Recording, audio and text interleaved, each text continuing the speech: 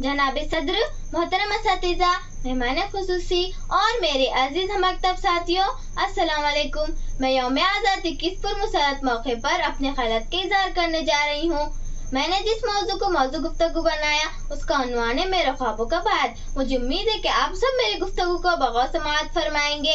इस शेर से अपनी बात शुरू करती हूँ। ऐसा मौसम लाइए कि सदियों के मंजर बोल दें, ऐसा मौसम लाइए कि सदियों के मंजर बोल दे, हाल की मुट्ठी में मुस्तकबिल के पत्थर बोल दे। अनगिनत हो रंग फूलों का तो खुशबू एक हो, अनगिनत हो रंग फूलों का तो खुशबू एक हो, यूं सजाओ भारत के धरती के मुकद्दर बोल दे। मोहतरम सामाईन, जब से मैंने होश संभाला अपने अतराफ के माहौल से रोशनास हुई मैं। मुझे मेरे सरपरस्तों ने बताया, असातिज़ा ने समझाया कि ये हमारा प्यारा चमन हिंदुस्तान साल 1947 से पहले अंग्रेजों का गुलाम हुआ करता था और अंग्रेजों ने हमारे इस प्यारे मुल्क पर जबर जुल्म के साथ तकरीबन 150 साल तक हुकूमत की। आजादी हासिल करने के लिए हमारे मुल्क के रहनुमाओं ने, जिनमें नौजवान, औरतें, बूढ़े, बच्चे सभी शामिल थे, इन सब ने इस चमन को आजाद कराने के लिए 150 साल तक अपने खून और जान का नजराना पेश करके अंग्रेजों के चंगुल से आजाद कराया। मगर आज जब हम आजाद हैं, अपनी मर्जी के मालिक हैं, दस्तूर ने हमें जो हकूक दिए हैं, इन सारी सहूलतों और आजादियों को देखकर लगता है कि नहीं, हम गुलाम हैं, हम गुलाम है गुर्बत के, हम गुलाम है अफलास के, हम गुलाम है सरमायादारी निजाम के, हम गुलाम है दहशतगर्दी के, हम गुलाम है हस्ब परस्ती के, हम गुलाम है बद अखलाकी के। मैं आपसे पूछती, बताइए, क्या हम इन बुराइयों के गुलाम नहीं? क्या हम आजाद हिंदुस्तान में वाकई इन जुराइम से और इन जैसे कई जुराइम के गुलाम नहीं है?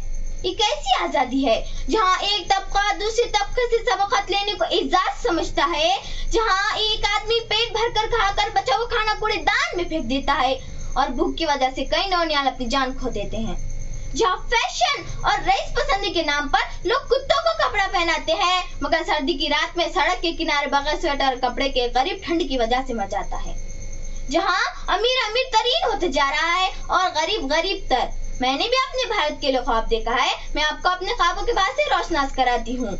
मेरे ख्वाबों का मुल्क जहाँ अवाम की सच्ची हुकूमत होगी, जहाँ हर एक की आवाज सुनी जाएगी, हर एक के साथ इंसाफ होगा, छोटे छोटे गांव में स्कूल होंगे, हर जगह इल्म की रोशनी होगी, सबके लिए आला तालीम हासिल करने के दरवाजे खुले होंगे, सनती और तकनीकी मज़ामिन को फौक़ियत दी जाएगी, कोई भूखा नहीं होगा, कहीं चोरी, डाका और लूट मार न होगी, कोई किसी के साथ तफरीक का बर्ताव नहीं करेगा।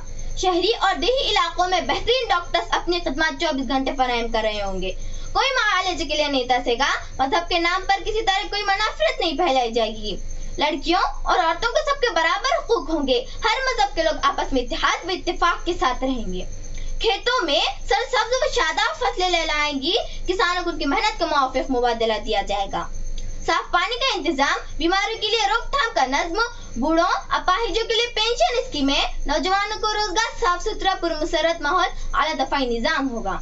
हर एक का मकसद मुल्क और कौम के वक़ार को बुलंद करना होगा। इस तरह मेरे ख्वाबों का भारत एक अजीम और मिसाली मुल्क होगा। काश कि मैं अपने ख्वाबों के भारत को अपनी आंखों से देख सकूं। इतना कहकर मैं शेर पर अपनी बात खत्म करती हूँ। ये नफरत बुरी है न पालो इसे, ये नफरत बुरी है न पालो इसे, दिलों में खलिशें निकालो इसे, न तेरा न मेरा न इसका न उसका, न तेरा न मेरा न इसका न उसका, ये सबका वतन है, बचा लो इसे। खुदा हाफिज।